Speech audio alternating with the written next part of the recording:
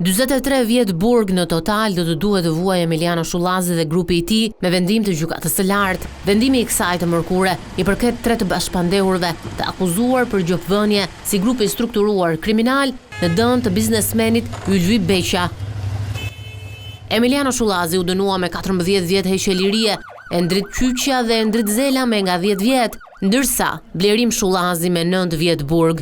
Dënimi për Gilmando Danin, që apeli i posaçëm i kishte dhënë 12 vjet, u shua pasi ai ka ndëruar jetë në një atentat në nëntor të vitit të kaluar.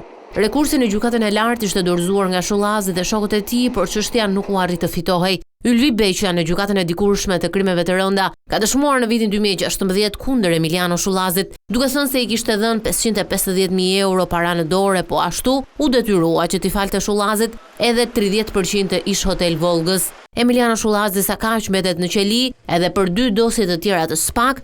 Operacionin asgjë nuk harrohet, lidhur me vrasjet e 2 biznesmenëve në 2005, Vajdin Lame dhe Klodian Saliu, e po ashtu operacionin Revanshi, ku për të është kërkuar dënimi me 15 vjet burg për sigurim kushtesh për të kryer vrasje ndaj 2 vëllezërve, Durim dhe Valter Bami.